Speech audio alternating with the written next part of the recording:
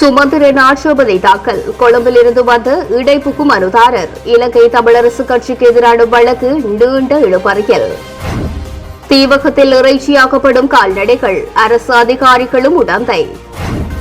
பொன்னாவளி சீமெந்து தொழிற்சாலையை திறக்கச் சென்ற அமைச்சர் டக்ளஸ் மக்களின் எதிர்ப்பால் திரும்பினார்.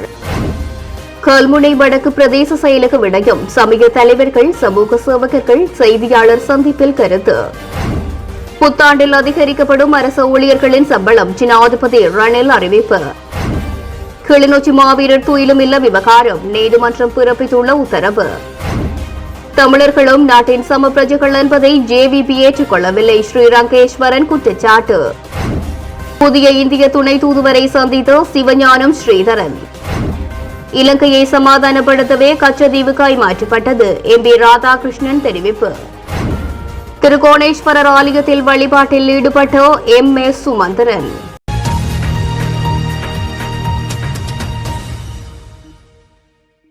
இலங்கை தமிழரசு கட்சியின் நிர்வாக தெரிவுக்கு எதிராக தாக்கல் செய்யப்பட்ட மனு மீதான ஆட்சேபனைகளுக்காக எதிர்வரும் 24ஆம் தேதி வரை ஒத்திவைக்கப்பட்டது. இன்று வழக்கு விசாரணையின் போது எம்.எஸ். சுமந்திரன் ஆட்சேபனை சமர்ப்பித்ததால் வழக்கு உடனடியாக முடிவடைவதற்கான வாய்ப்புகள் இல்லாமல் போயுள்ளது. அத்துடன் எம்.எஸ். சுமந்திரன் அணியை சேர்ந்தவர் என குறிப்பிடப்படும் சி. ரத்னவடிவேல் இடைப்புகும் மனுதாரராக விண்ணப்பம் செய்தார்.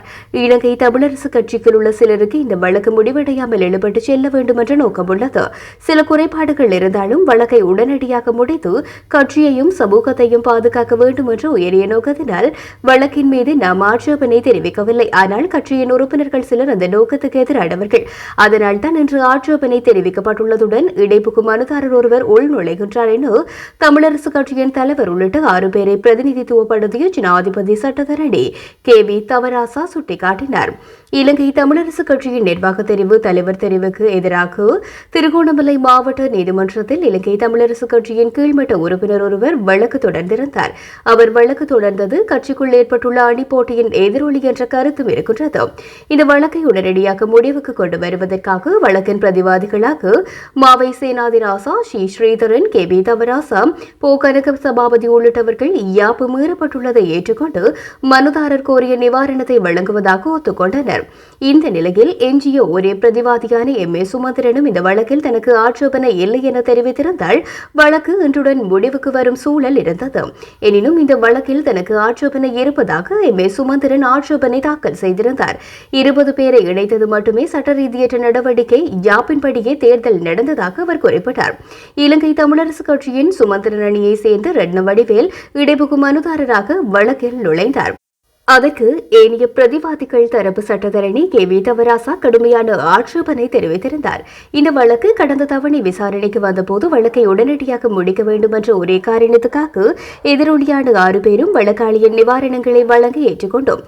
ஆனால் இந்த வழக்கை நாங்கள் வெற்றி பெற முடிந்திருக்கும். இந்த வழக்கை நடாது நாங்கள் வெற்றி பெற்றாலும் தோல்வியடைந்தமைக்கு சமனானது. ஏனெனில் காலம் சென்று கட்சி அழிந்து மக்களின் அரசியல் அபிலாஷைகள் அழிந்தால் வழக்கில் வென்று என்ன பலன்? ஒரு கட்சியும் ஒரு சமூகமும் பாதிக்கப்பட போகின்றது. இடைப்புகு மனுதாரராக வருவதை ஆட்சேபிக்கின்றோம். அப்படி வருவதென்றால் அவர் கடந்த தவணைக்கு வந்திருக்க வேண்டும். இடைப்புகு மனுதாரரின் நோக்கம் இந்த வழக்கை தொடர்ந்தும் இழுத்துச் செல்வதே. வழக்கை தொடர்ந்து நடத்த வேண்டும் என்ற கட்சி அங்கத்தவர்கள் சிலரின் நோக்கத்தினாலேயே இந்த இடைப்புகு மனுதாரர் வந்துள்ளார் என்றார். இதனை அடுத்து இடைப்புகு மனுதாரரை இணைப்பதற்கு எதிராகவும் மூல வழக்கிற்கு எதிராகவும் இனி 6 பேரும் ஆட்சேபனை தெரிவிப்பதற்காக எதிர்வரும் 24ஆம் தேதி வரை வழக்கு ஒத்திவைக்கப்பட்டுள்ளது.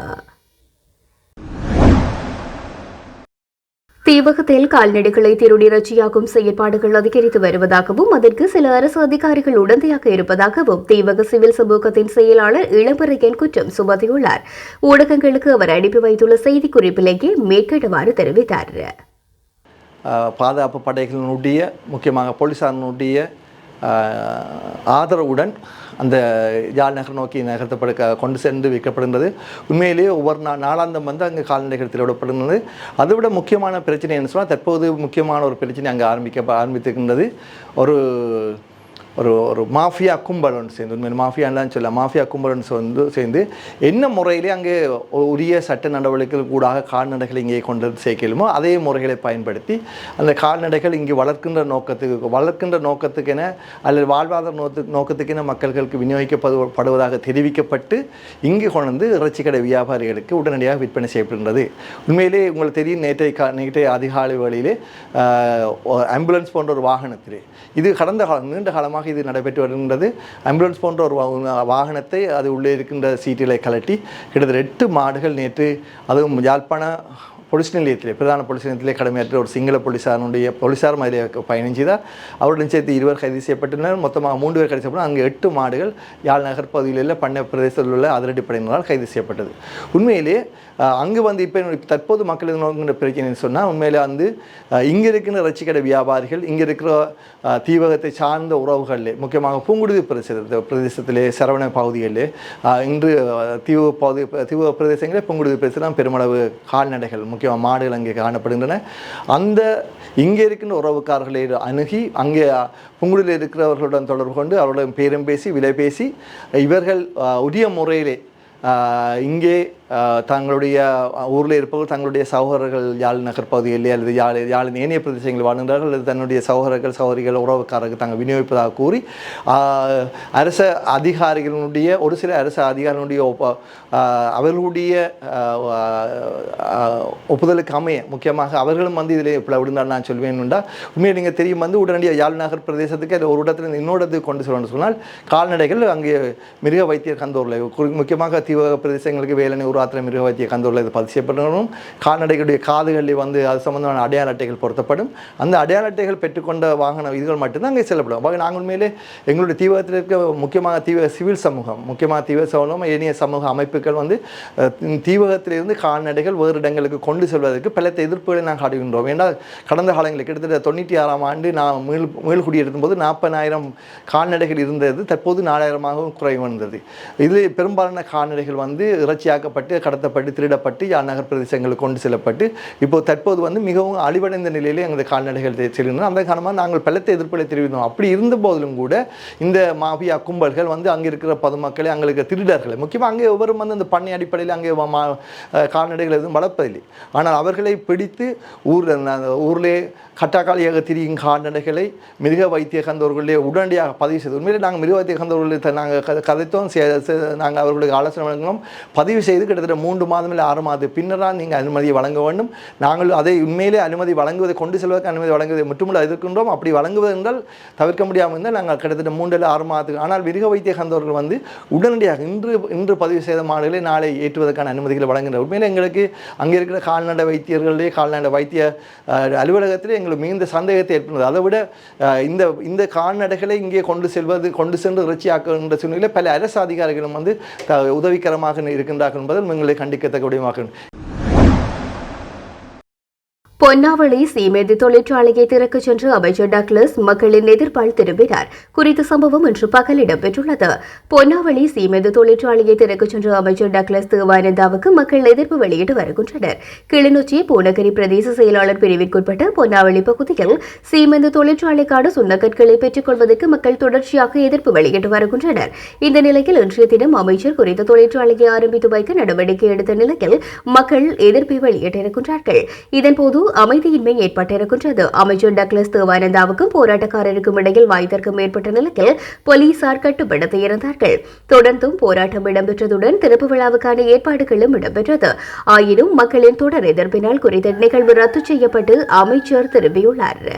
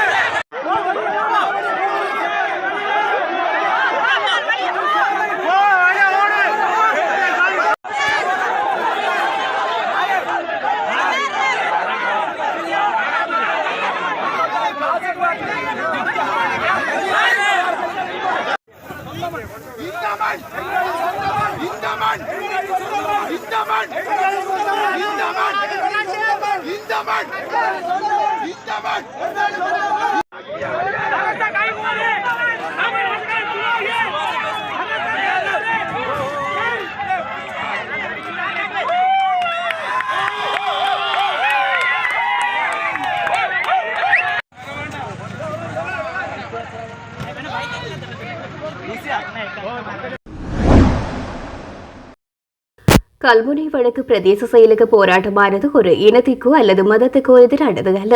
ஆனால் நமது போராட்டத்தை கொச்சைப்படுத்த சில தரப்பினர் முயற்சிப்பது தவறானது என மத தலைவர்கள் குறிப்பிட்டனர். கல்முனை வடக்கு பிரதேச செயலக விடயம் தொடர்பில் மேற்கொள்ளப்படும் கவனஈர்ப்பு போராட்டமானது 12வது நாளினை அடைந்துள்ளது. இன்றைய தினம் குறித்த போராட்டத்துக்கு மதியம் கல்முனை பகுதியில் சமய தலைவர்கள், சமூக சேவகர்கள் வருகை தந்து ஊடகங்களுக்கு மேற்கண்டவாறு கருத்துக்களை முன்வைத்திருந்தனர். மக்களுடைய தேவைகளை, நிர்வாக தேவைகளை, அரசு சேவை சார்ந்த சேவைகளை மக்கள் பெற்றுக்கொள்ளுகின்ற ஒரு இடம் எங்களுடைய பிரதேசத்தினுடைய தலைமை காரியாலயம் பிரதேச செயலகம், எங்களுடைய கல்முனை வடக்கு பிரதேச செயலகம். இன்றைய வரைக்கும் பிரதேச செயலாளர் இருக்கின்றார், 300க்கும் மேற்பட்ட ஊழியர்கள் இருக்கின்றார்கள். ஆனால் உப பிரதேச செயலாளர்களோ அல்லது கணக்காளரோ இதுவரை நியமிக்கப்படவில்லை. மிக முக்கியமாக எங்களுடைய பிரதேசத்தினுடைய நிகழ்ச்சி திட்டங்களை திட்டமிடுவதற்கு கணக்காளர் மிக அவசியம். ஆகவே கணக்காளர் இருக்கின்ற பொழுதுதான் எங்களுடைய மக்களுக்குரிய அபிவிருத்திகள், தேவைகள் நிறைவேற்றப்படும். ஆகவே கணக்காளர் நியமிக்கப்படுவார், இன்னும் 2 நாட்களிலே நியமிக்கப்படுவார், இப்பொழுது நியமிக்கப்படுவார் என்ற பொய்யான வாக்குறுதிகள் எங்களுக்கு தரப்பட்டன. நம்பியிருந்தோம், ஆனால் ஏமாற்றப்பட்டிருக்கின்றோம். 30 வருடங்களாக ஏமாற்றப்பட்டிருக்கின்றோம். இந்த 1993ஆம் ஆண்டு எங்களுடைய பிரதேச செயலகம், கல்முனை வடக்கு பிரதேச செயலகம் அமைச்சரவையினாலே பிரதேச செயலகமாக அங்கீகரிக்கப்பட்டு இன்று 30 வருடங்கள் தாண்டிய நிலையிலே அதற்கு பின்னர் பிரேரிக்கப்பட்ட பல பிரதேச செயலகங்கள், ஏன் எங்களுடைய பிரதேசத்திலே சாய்ந்தமருது பிரதேச செயலகம் 2002ஆம் ஆண்டிலே பிரேரிக்கப்பட்டு 2006ஆம் ஆண்டிலே தனியொரு பிரதேச செயலகமாக உயர்வு பெற்றிருக்கின்றது. ஆனால் அதற்கு முன்னே 30 வருடங்களாக நாங்கள் அதுக்கு முன்னே பிரேரணை செய்யப்பட்டு இன்றைய வரைக்கும் நாங்கள் உரிய அதிகாரங்கள் வழங்கப்படாமலே ஏமாற்றப்பட்டு கொண்டிருக்கின்றோம். இந்த ஏமாற்றங்களுக்கு எதிராகவே எங்களுடைய மக்கள் போராட்டமாகவே இந்த போராட்டம் நடைபெற்றுக் கொண்டிருக்கின்றது என்பதனை எல்லோருக்கும் இத்தாலே பகிரங்கமாக அறிய தருகின்றோம். அத்தோடு இந்த போராட்டம் மக்களாலே நடைபெறுகின்ற போராட்டமாக இருந்தாலும் அரசியல்வாதிகள் தானாக விரும்பி வருகின்றார்கள், அவர்களுடைய ஆதரவை தருகின்றார்கள். நாங்கள் அவர்களை வர வேண்டாம் என்று சொல்லவும் முடியாது. அவர்களும் மக்களுள் பிரதிநிதிகளாக, மக்களுள் ஒருவர்களாக வருகின்றார்கள், அவருடைய ஆதரவை தருகின்றார்கள். அத்தோடு அவர்களுடைய பங்களிப்பு இதிலே முடிவடைகின்றது. ஆனால் நாங்கள் எதிர்பார்ப்பது, அவர்கள் இங்கே வந்து வெறுமனே கருத்து சொல்வதை விட, அன்பான அரசியல்வாதிகளிடம் எங்களிடம் அன்பான வேண்டுகோள், எங்களுடைய கருத்துக்களை, எங்களுடைய நியாயமான கோரிக்கைகளை உரிய இடத்துக்கு கொண்டு சென்று சேர்ப்பதுதான் உங்களுடைய தலையாய கடமையாக இருக்கின்றது. அண்மையிலே பல ஊடகங்களிலே சில கருத்துக்களை, அரசியல்வாதிகளுடைய கருத்துக்களை நாங்கள் அவதானிக்கின்றோம். எங்களுடைய இந்த பிரச்சனையை, இந்த போராட்டத்தை வைத்து அவர்கள் அரசியல் செய்ய விளைவதையும், ஒருவரை ஒருவர் குற்றச்சாட்டிக் கொள்வதையும், அதே போன்று அவர்கள் செய்த பிரயோசனமற்ற சாதனைகளை மார்தட்டி சொல்வதையும் அதை வைத்து இன்னும் ஒருவரை குறை கூறுவதையும் காணுகின்றோம். இந்த போராட்டத்தை வைத்துக்கொண்டு சுய அரசியல் லாபத்தை நீங்கள் தேடிக்கொள்ள வேண்டாம் என்று எங்களுடைய அரசியல்வாதிகளை அன்போடு கேட்டுக்கொள்ளுகின்றோம். ஏனென்று சொன்னால் மக்கள் நாங்கள் வெயிலிலே வேகாத வெயிலிலே கஷ்டப்பட்டு எங்களுடைய சொந்த வேலைகளை எல்லாம் விட்டு எங்களுடைய உரிமைகளை பெற்றுக்கொள்ள நாங்கள் இந்த நடு வீதியிலே போராட்டத்தை செய்கின்றோம். இந்த போராட்டத்தை தயவு செய்து கொச்சைப்படுத்தவோ இந்த போராட்டத்தின் மூலமாக நீங்கள் சுய லாபங்களை தேடிக்கொள்ளவோ வேண்டாம். ஏனென்று சொன்னால் நாங்கள் மக்கள் தெளிவாக இருக்கின்றோம். எங்களுடைய போராட்டம் வெற்றி பெற வேண்டும். போராட்டத்தின்பால் பொய்யான வாக்குறுதிகளையோ அல்லது பொய்யான ஆதரவையோ அல்லது பிரயோசனமற்ற ஆதரவையோ தருகின்ற எவரையும் நாங்கள் நம்ப போவது கிடையாது. இந்த போராட்டம் எங்களுடைய உரிமைகள் எங்களுடைய பிரதேச செயலகத்து கல்முனை வடக்கு பிரதேச செயலகத்தினுடைய அதிகாரங்கள் வழங்கப்படும் வரையில் தொடரும் என்பதனை உறுதியாக கூறிக்கொள்ளுகின்றோம். ஆகவே அரசியல்வாதிகள் தயவு செய்து எங்களுடைய போராட்டத்தினுடைய அந்த கோரிக்கைகளை உரிய அதிகாரிகளுக்கு, உரிய அமைச்சர்களுக்கு, அமைச்சின் செயலாளர்களுக்கு, எங்களுடைய நாட்டினுடைய உயர் நிறுவனமாக இருக்கின்ற பாராளுமன்றத்திற்கு எடுத்துச் செல்ல வேண்டும். எல்லோருக்கும் எங்களுடைய கோரிக்கைகளை நியாயமாக தெளிவுபடுத்த வேண்டும். இதேவேளை ஒரு சில அரசியல்வாதிகள் இந்த போராட்டத்திற்கு எதிரானவர்கள் எங்களுடைய போராட்டத்தினுடைய வடிவை திசை திருப்பவோ எங்களுடைய போராட்டத்தினுடைய கோரிக்கைகளை பொய்யாக திரிவுபடுத்துவதற்கோ, அதே போன்று இந்த பிரதேசத்தில் இருக்கக்கூடிய எங்களுடைய பிரதேச செயலகத்தின் கீழ் அமையக்கூடிய சில தரவுகளை பொய்யாக சித்தரிப்பதற்கு முனைகின்றார்கள். அண்மையில் கூட பாராளுமன்றத்திலே பொய்யான பல தரவுகள் எங்களுடைய போராட்டத்திற்கு எதிரான அரசியல்வாதிகளால் முன்வைக்கப்பட்டதை நாங்கள் அறிந்து கொள்ளுகின்றோம். ஆகவே அவ்வாறான பொய்யான தகவல்களை எல்லாம் யாரும் நம்பக்கூடாது என்பதனை ஆணித்தரமாக கூறுகின்றோம். ஆகவே உரிய அதிகாரிகள், உரிய அரசியல்வாதிகள், மிக முக்கியமாக உள்நாட்டு அலுவல்கள் அமைச்சினுடைய செயலாளர் இந்த விடயத்திலே மிக உன்னிப்பாக உங்களுடைய கவனத்தை செலுத்த வேண்டும். நேரடியாக எங்களுடைய போராட்டக்காரர்களை, எங்களுடைய மக்களை நீங்கள் சந்தித்து எங்களுடைய கோரிக்கைகளை நேரடியாக தெரிந்து கொள்ளுங்கள். இடைத்தரகர் மூலமாக, அதாவது இடையில இருக்கக்கூடிய அரசியல்வாதிகள் மூலமாக அவர்கள் சொல்லுகின்ற பொய்களை நீங்கள் நம்பிக்கொண்டு எங்களுடைய போராட்டத்தை கொச்சைப்படுத்தவோ அல்லது போராட்டத்தினுடைய தன்மையை அதனுடைய மதிப்பை இழக்கவோ செய்ய வேண்டாம் என்பதனை அன்போடு வினயமாக கேட்டு, யாழ்ப்பாண பல்கலைக்கழக ஊடக கற்கைகள் துறை மாணவர்களால் தயாரிக்கப்பட்டு மக்களின் வாழ்வியலை சித்தரிக்கும் 10 ஆவணப்படங்கள் எதிர்வரும் 8ஆம் தேதி திங்கட்கிழமை பிற்பகல் 2 மணிக்கு யாழ்ப்பாண பல்கலைக்கழக கைலாசபதி கலையரங்கில் திரையிடப்பட உள்ளது. தமிழரின் பாரம்பரியமாக விளங்கும் தமிழ் இசைக்கருவியின் உருவாக்கமும் நுட்பமும் பற்றிய பதிவான தமிழ் கொட்டு, காரிநகரில் ஊரி கிராம பெண்கள் தமது சொந்த கால்களில் நின்று மீன்பிடி தொழில் ஆற்றுவது பற்றி பேசும் அலைமகள், தீயில் எரிந்து போன லயன் குடியிருப்புகளுக்கு பதிலாக மாற்று வீடுகள் கிடைக்கும் என காத்திருக்கும் மலையக மக்களின் துன்பங்களை பதிவு செய்யும் தணல், மட்டக்களப்பில் உள்ள வேப்பவட்டுவாடுவில் செங்கல் கைத்தொழில் தயாரிப்பு மற்றும் அது தொடர்பான பிரச்சினைகளை எடுத்துக்காட்டும் கல்வாடி, மலையக பெண்கள் மாதவிடாய் காலங்களிலும் மலைகளில் ஏறி கொழுந்து பறிப்பதில் எதிர்கொள்ளும் சவால்கள் பற்றிய பதிவு, கசிவு, தற்சார்பு வாழ்க்கை முறை ஊக்குவிப்பு பற்றி சீலாகிக்கும் உயிர்மை, தமிழர் கட்டமைப்பின் பொக்கிஷங்களில் ஒன்றை கால ஆவணப்படுத்தும் நாட்டார் வீடுகள், கண்ணிவெடி அகற்றும் பணியாளர்களின் பணிச்சுமைகளை வெளிக்காட்டும் காவலின் காயங்கள், மலையக மக்களின் நில உரிமை பற்றிய சவால்களை பேசும் நிலம், வயல்வெளிகளில் ராக்காவல் காக்கும் விவசாயிகளின் வாழ்வியலை பதிவு செய்த உரங்காவளிகள் ஆகிய ஆவணப்படங்கள் திரையிடப்பட உள்ளன. குறித்து ஆவணப்படங்கள் ஊடக கற்கைகள் மாணவர்களின் எண்மைய கதை சொல்லல் கற்றலின் பெறுமதிகளாக அமைவதுடன் வருடம் தோறும் ஆவணப்பட திரையிடலை ஊடக கற்கைகள் துறை தொடர்ச்சியாக மேற்கொண்டு வருவதும் குறிப்பிடத்தக்கது. தமிழ் சிங்கள புத்தாண்டில் அரசு ஊழியர்களின் சம்பளத்தை அதிகரித்துள்ளோம். மேலும் அஸ்பெசும திட்டத்தினூடாக மக்களுக்கான நிவாரணத் தொகை அதிகரிக்கப்பட்டுள்ளது என ஜனாதிபதி ரணில் விக்ரமசிங்கே தெரிவித்துள்ளார். நேற்றைய தினம் இடம்பெற்ற நிகழ்வு ஒன்றில் கலந்து கொண்டு கருத்து வெளியிட்ட போது அவர் மேற்கண்டவாறு குறிப்பிட்டிருக்கின்றார். தொடர்ந்தும் தெரிவிக்கையில், இன்று சுற்றுலா வியாபாரம் அதிக வருமானத்தை எட்டுகின்றது. மேலும் அந்நிய செலாவணி நாட்டுக்கு மீண்டும் கிடைக்க ஆரம்பித்துள்ளது. இதன் மூலம் இன்று நாட்டு மக்களின் வருமான நிலை மீண்டும் வலுவடைய ஆரம்பிக்கின்றது. நெருக்கடி காலத்தில் முச்சக்கர வண்டிக்கு எரிபொருள் இருக்கவில்லை. மின்சாரம் இருக்கவில்லை என்று போதிய அளவு எரிபொருள் இருக்கின்றது. உள்நாட்டு மற்றும் வெளிநாட்டு சுற்றுலா பயணிகளால் முச்சக்கர வண்டி சாரதிகளின் வருமானமும் அதிகரித்துள்ளது. இன்று முச்சக்கர வண்டிகளில் போஸ்டர் ஒட்டி அரசியல் செய்கின்றார்கள். கடந்த 2 வருடங்களில் உரிய நடவடிக்கையை நாம் எடுக்காமல் இருந்திருந்தால் அவர்களுக்கு இந்த வாய்ப்பு கிடைத்திருக்காது. இந்த பொருளாதாரத்தை பாதுகாத்து முன்னேற்றி செல்ல வேண்டும். இல்லாவிட்டால் மீண்டும் வீழ்வோம். இந்த முறை பெரும்போக்கத்தில் சிறந்த அறுவடையை பெற முடிந்தது. தமிழ் சிங்கள புத்தாண்டில் அரசு ஊழியர்களின் சம்பளத்தை அதிகரித்திருக்கின்றோம். மேலும் அஸ்வசம திட்டத்தின் ஊடாக மக்களுக்கான நிவாரணத் தொகை அதிகரிக்கப்பட்டுள்ளது. குறைந்த வருமானம் பெறும் குடும்பங்களுக்கு இம்மாதமும் அடுத்த மாதமும் மேலும் 20 கிலோ அரிசி வழங்கப்படும். பன்முகப்படுத்தப்பட்ட வரவு செலவு திட்ட நிதி வழங்கப்பட்டிருப்பதனால் கிராமிய பொருளாதாரம் எழுச்சி கண்டுள்ளது எனவும் குறிப்பிட்டிருக்கின்றனர். இந்திய முன்னாள் பிரதமர் கொலை வழக்கில் கைது செய்யப்பட்டு 33 வருடங்களுக்கு பின்னர் விடுவிக்கப்பட்டவர்களை இலங்கைக்கு கடுமையான நிபந்தனைகள் மற்றும் கட்டுப்பாட்டுடனேயே அனுப்பி வைக்கப்பட்டுள்ளார்கள் என்று தமிழக சட்டத்தரணி புகழேந்தி பாண்டியன் தெரிவித்திருக்கின்றார். யாழ் ஊடக அமையத்தில் இன்றைய தினம் வெள்ளிக்கிழமை நடைபெற்ற ஊடக சந்திப்பின் போது அவர் இவ்வாறு தெரிவித்திருக்கின்றார்.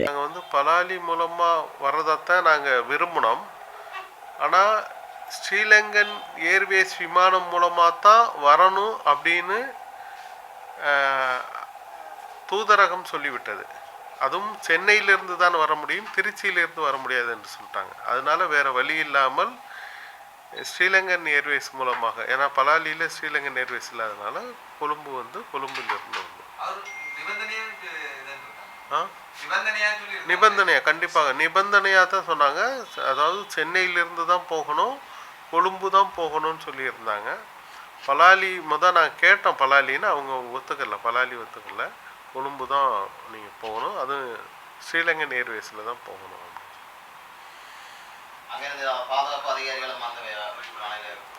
இல்லை, இங்கே எங்களை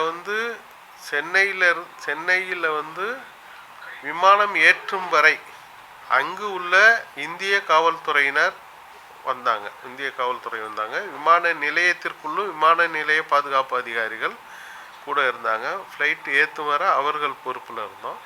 விமானம் ஏறிய பின்பு ஸ்ரீலங்கன் ஏர்வேஸ் அதிகாரிகளுடைய கட்டுப்பாட்டில் இருந்தோம். ஏன்னா அவர்கள் சொல்கிற இடத்தில் தான் நாங்கள் பயணச்சீட்டு இருக்கை போடப்பட்டது.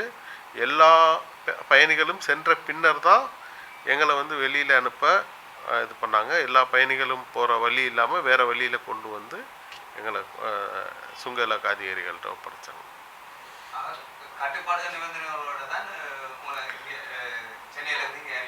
கண்டிப்பாக கட்டுப்பாடுகளோடு தான். அதாவது ஒருவரை நாடு கடத்துவதற்கான செயல்களை எப்படி செய்வார்களோ அதை போன்றுதான் அவர்கள் மூவரையும் செய்தார்கள்.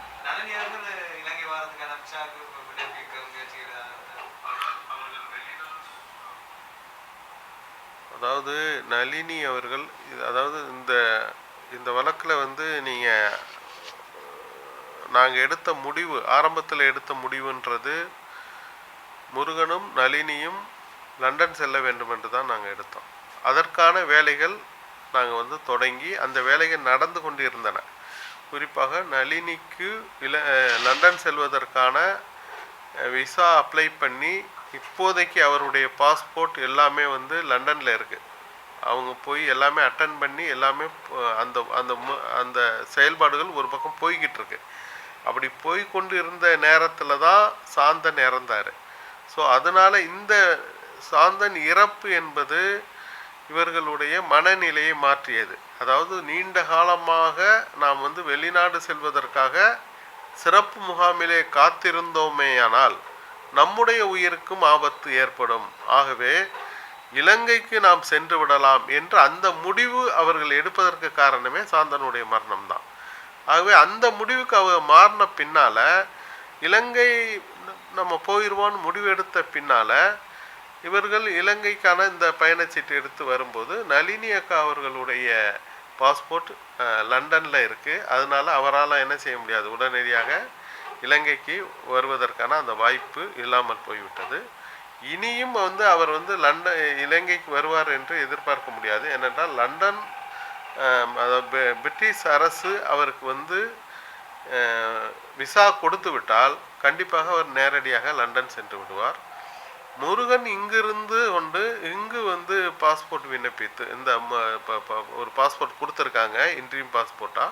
இந்த பாஸ்போர்ட்டை வச்சு ஆல் கண்ட்ரி பாஸ்போர்ட் வாங்கி கொண்டு அவர் லண்டன் போய் தன்னுடைய மகளோடு சேர்வதற்கு, அவர் நளினி சென்னையிலிருந்து நேரடியாக லண்டனும், முருகன் இலங்கையிலிருந்து நேரடியாக லண்டனும் போவதற்கான இப்போது நாங்கள் திட்டத்தை மாற்றி அமைத்து இந்த வேலையை செஞ்சுருக்கோம். அதனால் நளினி அவர்கள் கண்டிப்பாக இலங்கை வரமாட்டார், நேரடியாக லண்டன் சென்று விடுவார்.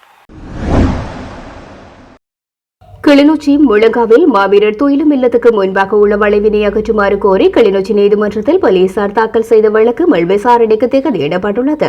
குறித்த வழக்கானது நாளைய தினம் கிளிநொச்சி நீதிவான் நீதிமன்றில் முன்னெடுக்கப்பட உள்ளது. மாவீரர் நினைவேந்தல் நிகழ்வுகளை நடாத்துவதற்காக முழங்காவில் மாவீரர் துயிலும் இல்லத்துக்கு முன்பாக 2023ஆம் ஆண்டு வரவேற்பு வளைவு ஒன்று அமைக்கப்பட்டிருந்தது. இந்த வரவேற்பு வளைவால் விபத்துகள் ஏற்படும் சந்தர்ப்பங்கள் அதிகமாக காணப்படுவதனால் வளைவினை அகற்றுமாறு கோரி முழங்காவில் போலீஸ் நிலைய பொறுப்பதிகாரிகள் பூநகரி பிரதேச சபை செயலாளருக்கு கடிதம் ஒன்று அனுப்பி வைக்கப்பட்டது. இந்த நிலையில் கிளிநொச்சி மாவீரர் துயிலும் இல்லம் அமைந்துள்ள பகுதியானது பூநகரி பிரதேச சபையால் தாவரவியல் பூங்காவாக பேணப்பட்டு வருவதனாலேயே இவ்வாறு கடிதம் அனுப்பி வைக்கப்பட்டுள்ளது. இருப்பினும் வளைவு அகற்றப்படாததால் பூநகரி பிரதேச சபை செயலாளருக்கு கட்டளை பிறப்பிக்குமாறு கோரி முழங்காவில் போலீஸ் நிலைய பொறுப்பதிகாரியால் கிளிநொச்சி நீதிவான் நீதிமன்றத்தில் வழக்கு தாக்கல் செய்யப்பட்டது. இதற்கமைய வழக்கு விசாரணைகளில் அங்கு அமைக்கப்பட்டிருப்பது நிரந்தர கட்டடம் இல்லை, அதனால் பாதிப்புகள் ஏற்படாது எனவும் தொழில்நுட்ப உத்தியோகஸ்தர்களின் ஆய்வு அறிக்கை நீதிமன்றில் சமர்ப்பிக்கப்பட்டிருந்தது. இந்த நிலையில் நேற்று முன்தினம் நடந்த குறித்த வழக்கு விசாரணைகளின் போது நாளைய தினம் இவ்வழக்கில் முன்னிலையாகுமாறு பூநகரி பிரதேச சபையின் செயலாளருக்கு அழைப்பு விடுக்கப்பட்டிருந்தது. இதற்கமைய வழக்கு விசாரணைகளில் முன்னிலையான பூநகரி பிரதேச சபையின் செயலாளர் அங்கு அமைக்கப்பட்டுள்ள வளைவு தற்காலிக வளைவு என்றும் அதனை அந்த பகுதி மக்களை அமைத்தார்கள் என்றும் குறிப்பிட்டிருந்தார். மேலும் அந்த வளைவை மக்களின் உணர்வுடன் நேரடி சம்பந்தப்பட்ட விடயம், அதை அகற்றினால் இன நல்லிணக்கத்துக்கு பாதிப்புகள் ஏற்பட்டு ஒரு குழப்பமான நிலை ஏற்படும் எனவும் தெரிவித்திருக்கின்றார். அது மட்டுமல்லாது நீதிமன்றத்தில் இருந்து அனைத்து சட்டத்தரணிகளும் இந்த வழக்கில் முன்னிலையாகி குறித்த மாவீரர் துயிலும் இல்ல வளைவு அகற்றப்படக்கூடாது என்பது தொடர்பான தமது சமர்ப்பணங்களையும் முன்வைத்திருந்தனர். இந்த நிலையிலேயே குறித்த வழக்கு நாளைய தினம் விசாரணைக்காக திகதியிடப்பட்டுள்ளது. இணைந்து வடக்கு கிழக்கு தமிழர் தாய்கள் நிலப்பரப்பு என்பதையும் நாம் இந்த நாட்டின் சம பிரஜைகள் என்பதையும் ஜேவிபி ஏற்றுக்கொள்ளவில்லை என்பதை யாழ்ப்பாணத்துக்கு வருகை தந்திருந்து அதன் தலைவருடைய பேச்சு வெளிப்படுத்துகின்றது என ஈழமக்கள் ஜனநாயக கட்சியின் ஊடக பேச்சாளர் ஐயாத்துரை ஸ்ரீ ரங்கேஸ்வரன் குற்றம் சாட்டியுள்ளார். குறித்த விடயத்தினை அவர் இன்றைய தினம் யாழ்ப்பாண ஊடக அமையத்தில் நடந்த ஊடக சந்திப்பிலே தெரிவித்திருக்கின்றார். 13வது அரசியலமைப்போ அல்லது சமஷ்டியோ அல்லது நான் இங்கே பேரம் பேசவோ வர இல்லை என்கின்ற கருத்து தென்பட ஜேவிபியினுடைய தலைவர் அனுகுமார திசாநாயக்கா யாழ்ப்பாணத்தில் நடந்த கூட்டத்தில், ஆசிரியர் சங்க கூட்டத்தில் அவர் தெரிவிச்சிருக்கின்றார்.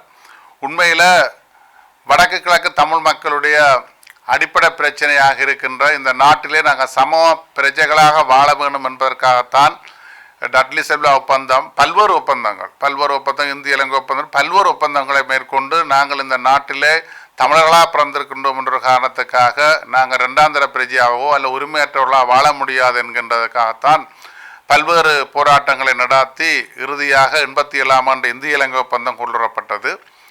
அதிலே வடக்கு கிழக்கு இணைந்த ஒரு தாயகமாக தமிழர் தேசமாக கொண்டு வரப்பட்டிருந்தது. ஆனால் இங்கே கல்வி சுற்றுலா ஏனைய வேலைவாய்ப்பு பிரச்சனைகள்லாம் பிரச்சனை என்ற மாதிரியும் இந்த பிரச்சனைகளுக்கு தான் பேச வந்தால் அந்த சக்தியில் தன்னுடன் இணையுமாறும் அனுகுமார திசாநாயக்கா கோரிக்கை விடுக்கிறதாக பத்திரிகையில் செய்திகள் ஊடகங்களை பார்த்துருக்கின்றோம். உண்மையில் நாங்கள் இங்கே தெளிவாக சொல்லுகின்ற விடயம் வடக்கு கிழக்கு தமிழ் மக்களுடைய ஒரு தாயக அலகு, அதை உச்ச நீதிமன்றம் சென்று அதை தனித்தனியாக பிரித்து இந்த நாட்டிலே தமிழர்கள் ஒரு நிலத்தொடரிலே ஒரு அழகாக வாழ கூட விருப்பமற்றவர்களாக அதுக்கு அங்கீகாரம் வழங்கக்கூடாது என்பதிலே ஜேவிபி தான் முழுமையாக செயல்பட்டது. அது தொடர்பாக வடகிழக்கு தமிழ் மக்களுடைய அரசியல் நிலைப்பாடு தொடர்பாக உங்களுடைய கருத்துக்களை தெரிவிக்குமாறும் பல்வேறு சந்தர்ப்பங்களை நாங்கள் கேட்டிருந்திருக்கின்றோம்.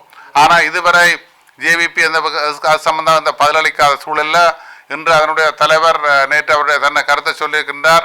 தான் 13+ தருவனோ சமஷ்டி தருவனு சொல்லியோ நான் இங்கே உங்களோடலாம் பேச வர இல்லை என்கின்ற ஒரு இதை அலட்சியமாக சொல்லியிருக்கின்றார்கள். இந்த நிலையில ஜேவிபி தமிழ் மக்களுடைய அரசியல் நிலைப்பாடு சம்பந்தமாக ஒரு தெளிவற்ற நிலையிலேயே இருக்கின்றது என்பதை நாங்கள் தெளிவாக பார்க்கின்றோம்.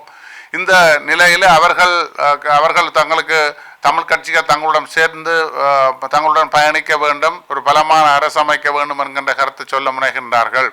ஒரு பலமான அரசு அமைய வேண்டும் அல்லது இணைந்து பயணிக்க வேண்டும், முதலில் தமிழ் மக்களுடைய அரசியல் பிரச்சனைக்கான நிலப்பாட்டை அவர்கள் தெரிவிக்க வேண்டும், வெளிப்படுத்த வேண்டும். அவர்கள் அதுக்கு தயாரில்லாத நிலையிலேயே இந்த கருத்துக்களை முன்வைக்க முனைந்திருக்கின்றார்கள். இதை மக்கள் அங்கீகரிப்பார்களா என்பதை அவர்கள் கொஞ்சம் கூட சிந்திக்காமல் தென்னிலங்கையிலேயே பெரும்பான்மை இனத்தவர்களுடைய வாக்குகளைத்தான் அவர்கள் இலக்கு வைத்துக் கொண்டு இவ்வாறான கருத்துக்களை சொல்லியிருக்கின்றார்கள் என்பது வெளிப்படையாக தெரிகின்றது. ஆகவே தமிழருடைய வாக்கு தங்களுக்கு இரண்டாம் பட்சமாகத்தான் அவர்கள் எதிர்பார்க்கின்றார்கள். கடந்த காலங்களிலே கூடுதலாக இந்திய எதிர்ப்பை பற்றி கூடுதலாக ஜேவிபியினர் பேசி வருவார்கள். இந்தியாவுடைய பருப்பை சாப்பிட மாட்டோம், இந்தியாவுடைய பஸ்ஸில் ஏற மாட்டோம், இந்தியாவுக்கு வடபகுதிகள் பல இடங்கள் தாரவார்க்கப்படுகின்ற விடயங்களை சொல்லி வந்த ஜேவிபி இறுதியாக இந்திய பயணங்களை மேற்கொண்டு பல சுற்றுப்பயணங்களை மேற்கொண்டு வந்ததன் பின்னர் மிக மௌனமாகவே இருந்து வருகின்றார்கள். இந்திய நிலப்பாட்டில் அவருடைய கருத்துக்கள் இப்போது மாறுபட்டு கொண்டிருக்கின்றன. ஆகவே மக்களுடைய வாக்குகளை ஏமாற்றத்தனமாக எவ்வாறு ஏமாளித்தனம் பண்ணி அவர்களுடைய வாக்குகளை பெற முடியும் என்பதைத்தான் அவருடைய சிந்தனைகளும் எண்ணோட்டங்களும் இருக்கின்றது. ஆகவே இந்த வரப்போகின்ற ஜனாதிபதி தேர்தல் முதலில் வரப்போகின்றதாக சொல்லப்படுகின்ற சூழலிலே ஜேவிபி இவ்வாறான சூழ்ச்சிகளை மேற்கொண்டு வருகின்றது என்பதை நாங்கள் மக்களுக்கு தெளிவுபடுத்த விரும்புகின்றோம். ஆகவே வடக்கிலே கல்வி இல்லை, சுகாதாரம் இல்லை, அந்த தேவை இந்த தேவை என்று அடிப்படை தேவை என்றெல்லாம் கருத்தை சொல்ல முனைகின்றார்கள். இந்த அடிப்படை தேவைகளை தீர்ப்பதற்கு எங்களுடைய மாகாணத்துக்குரிய அங்கீகாரங்களும் அல்லது இணைந்த வடகிழக்குரிய அங்கீகாரங்களையும் அவர்கள் வழங்க தயாரா என்பதை அவர்கள் தங்களுடைய தேர்தல் வாக்குறுதிகளை வெளிப்படுத்த வேண்டும் தமிழ் மக்களுக்கு. இலங்கைக்கான யாழ் இந்திய துணை தூதரகத்தின் புதிய தூதுவராக பொறுப்பேற்றுள்ள ஸ்ரீ சாய் முரளி அவர்களை நாடாளுமன்ற உறுப்பினர் சிவஞானம் ஸ்ரீதரன் அண்மையில் மரியாதை நிமித்தம் சந்தித்து கலந்துரையாடியிருக்கின்றார். யாழ்ப்பாணத்தில் உள்ள இந்திய துணை தூதரகத்தில் நடைபெற்ற இந்த சந்திப்பின் போது ஈழத்தமிழர்களது அரசியல் நலன் சார் விடயங்கள் மற்றும் சமகால நெருக்கடிகள் உள்ளிட்ட பல நிலைப்பட்ட விடயங்கள் பேசப்பட்டுள்ளமை குறிப்பிடத்தக்கது. தமிழரசு கட்சியின் நிலைப்பாடு தொடர்பில் தன்னை விமர்சித்த பத்திரிகையாளர் ஒருவருக்கு எதிராக நீதிமன்றில் முறைப்பாடு பதிவு செய்துள்ளதாக நாடாளுமன்ற உறுப்பினர் எம் ஏ சுமந்திரன் சுட்டிக்காட்டியுள்ளார். இலங்கை தமிழரசு கட்சியின் தேசிய மாநாடு தொடர்பிலான வழக்கு விசாரணையின் பின்னர் ஊடகங்களுக்கு கருத்துரைக்கும் போது அவர் இவ்வாறு கூறினார். மேலும் தமிழரசு கட்சியின் நிலைப்பாடு தொடர்பில் எனது ஆட்சேபனையை நான் முன்னதாகவே நீதிமன்றத்துக்கு அறிவித்துவிட்டேன்.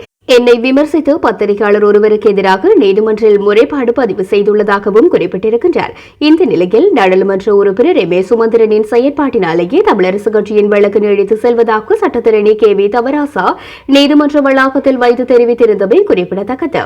மேலும் இந்த வழக்கு விசாரணையானது எதிர்வரும் ஏப்ரல் மாதம் 24ஆம் தேதிக்கு தவணையிடப்பட்டிருக்கின்றது. வவுனியா மாவட்ட சித்திரை கலை விழாவில் இருந்து வெடுக்குநாரிமலை ஆதிலிங்கேஸ்வரர் ஆலயத்தின் பெயர் நீக்கப்பட்டுள்ளது. வவுனியா மாவட்ட செயலகம் மற்றும் மாவட்ட கலாச்சார பேரவை இணைந்து நகரசபை மைதானத்தில் நேற்றைய தினமும் இன்றைய தினமும் சித்திரை கலை விழா நிகழ்வை நடாத்தின. இதன்போது நேற்றைய தினம் காலை அங்கு காட்சிப்படுத்தப்பட்டிருந்த காட்சிக்கூடம் ஒன்றில் வெடுக்குநாரிமலை ஆதிலிங்கேஸ்வரர் வைக்கப்பட்டு அதன் பெயர் பொறித்து காட்சிப்படுத்தப்பட்டிருந்தது. அத்துடன் புதூர் நாகதம்பிரான் மற்றும் புத்தர் சிலை ஒன்றும் காட்சிப்படுத்தப்பட்டிருந்தது. இந்த நிலையில் சித்திரை கலை விழாவில் வெடுக்குநாரி ஆதிலிங்கேஸ்வரர் என ஊடகங்களில் செய்தியும் வெளியாகியிருந்தன. இருப்பினும் மாலை குறித்து ஆதிலிங்கேஸ்வரரை பார்வையிட சென்ற பலரும் ஏமாற்றத்துடன் திரும்பியிருக்கின்றார்கள். வர்ண பூச்சு மூலம் ஆதிலிங்கேஸ்வரரின் பெயர் அளிக்கப்பட்டு வரும் லிங்கம் மட்டும் காட்சிப்படுத்தப்பட்டிருந்தது. இதேவேளை உயர்மட்ட அழுத்தம் காரணமாகவே குறித்த பெயர் நீக்கப்பட்டதாக அங்கு கடமையில் இருந்த சிலர் தெரிவித்திருக்கின்றார்கள்.